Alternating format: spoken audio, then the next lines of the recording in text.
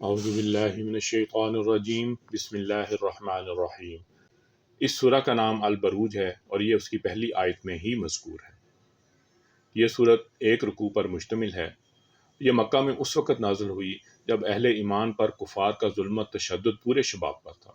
انہوں نے خون، قبیلہ اور ہمسائیگی کے تمام تعلقات کو نظر انداز کر دیا تھا اور ان کے بس میں جتنی قوت تھی اسے مسلمانوں کو اذیت پہنچانے میں صرف کر رہے تھے۔ آئیے اس سورت سے جڑنے کا شرف حاصل کرتے ہیں۔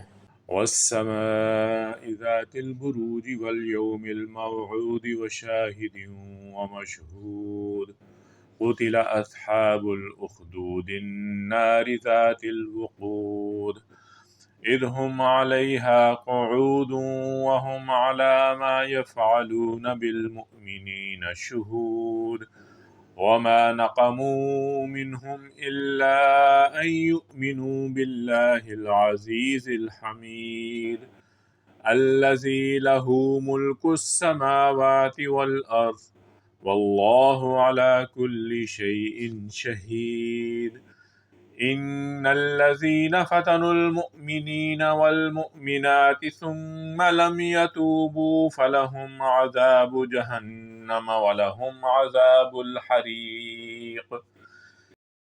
قسم ہے برجوں والے آسمان کی اور اس دن کی جس کا وعدہ کیا گیا ہے، اور حاضر ہونے والے کی اور اس کی جس کے پاس لوگ حاضر ہوں، کہ خدا کی مار ہے ان خندق کھودنے والوں پر۔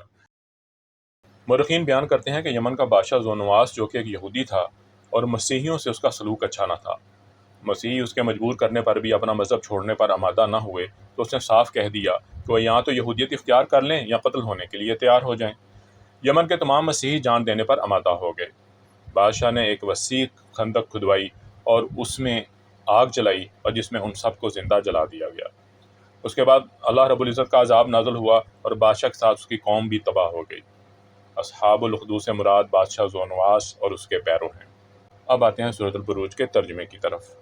اس آگ والوں پر جو ایندھن سے بھری ہوئی تھی جب وہ اس کے پاس بیٹھے تھے، اور وہ ایمان والوں کے ساتھ جو کچھ کر رہے تھے اس کا نظارہ کرتے جاتے تھے، اور وہ ایمان والوں کو کسی اور بات کی نہیں صرف اس بات کی سزا دے رہے تھے کہ وہ اس اللہ پر ایمان لے آئے تھے جو بڑے اقتدار والا، بہت قابل تعریف ہے، جس کے قبضے میں سارے آسمانوں اور زمین کی سلطنت ہے، اور اللہ رب العزت ہر چیز کو دیکھ رہا ہے۔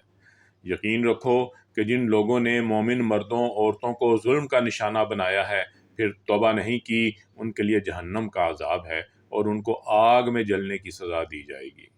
ان الذين آمنوا وعملوا الصالحات لهم جنات تجري من تحتها الانهار ذلك الفوز الكبير ان بطش ربك لشديد انه هو يبدئ ويعيد وهو الغفور الودود ذو العرش المجيد فعال لما يريد۔